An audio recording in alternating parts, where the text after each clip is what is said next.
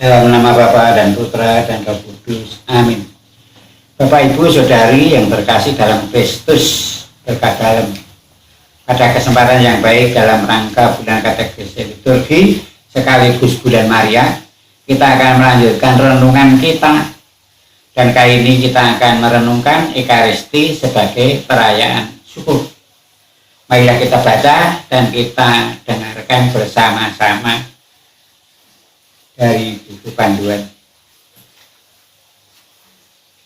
Sikap suka mengeluh merupakan salah satu tanda orang sulit bersyukur.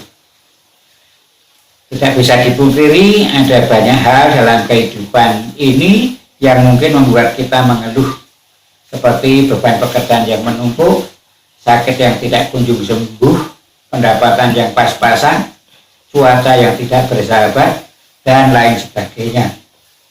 Namun Ekaristi mau mendorong dan menyadarkan kita bahwa semestinya kita harus selalu bersyukur. Sebab meskipun ada yang dikeluhkan, tetapi sebenarnya ada begitu banyak hal-hal lain yang pantas kita syukuri. Misalnya syukur atas kasih-Nya yang menyelamatkan, syukur atas anugerah hidup selama ini, syukur atas kesehatan yang baik, rezeki yang lancar, dan masih banyak lagi yang pantas untuk kita syukuri. Kata Ekaristi berasal dari bahasa Yunani, dari bahasa Yunani Eucharistia, yang berarti pujian syukur. Ekaristi merupakan pujian yang ditujukan kepada Allah dan syukur atas karya keselamatan Allah bagi kita melalui Yesus Kristus Putranya dan dalam Roh Kudus. Dalam iman, kita mengalami bahwa kita telah ditebus dan diselamatkan berkat pengorbanan Kristus Tuhan kita. Berkat wafat dan kebangkitannya, kita didamaikan kembali dengan Allah. Jadi sifat syukur dalam Ekaristi ialah karena Allah yang telah lebih dulu bertindak dan mengasihi kita. Di dalam Ekaristi, syukur atas kasih dan kebaikan Allah yang kita alami dalam hidup sehari-hari disatukan dengan syukur atas karya keselamatan Allah dalam Putranya Yesus Kristus. Itulah mengapa perayaan kita disebut sebagai Ekaristi, yang artinya pujian syukur. Kalau Ekaristi disebut sebagai sumber dan puncak hidup Kristiani, umat Kristiani, maka semestinya bersyukur juga merupakan warna dasar dan dominan dalam hidup kita. Orang Kristiani pasti mudah bersyukur dan bersukacita, seperti kata Paus Fransiskus. Orang Kristiani tidak boleh sedih dan putus asa. Hidup orang Kristiani pasti penuh sukacita dan syukur, karena tahu bahwa ia dikasihi Tuhan, dan bahkan Tuhan telah mengorbankan hidupnya bagi kita. Bapak, Ibu, Saudara yang dicintai Tuhan, dalam renungan tadi dikatakan bahwa Ekaristi berasal dari bahasa Yunani Eucharistia, yang artinya pujian syukur.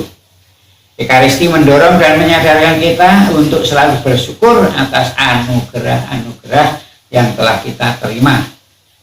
Sedangkan pujian ditujukan atau dipanjatkan kepada Allah, dan ucapan syukur atas karya keselamatan Allah bagi kita melalui Yesus Kristus Putranya dan dalam Roh Kudus. Tujuan yang semata-mata untuk memuji Allah dan untuk bersyukur harus mendasari dan memotivasi niat kita untuk mengikuti Ekaristi. Hal yang ini paling penting dan utama, dan perlu kita sadari sungguh-sungguh sebelum mengikuti Ekaristi. Adanya ujub intensi permohonan juga pantas dipanjatkan sebagai wujud syukur untuk disatukan dalam Ekaristi Kudus tersebut. Pujian harus ditunjukkan lebih dulu, baru kemudian ucapan syukur. Karena Tuhan yang demikian agung telah lebih dahulu mengasihi kita, menyertai kita, dan mengangkat kita sebagai anak-anak-Nya.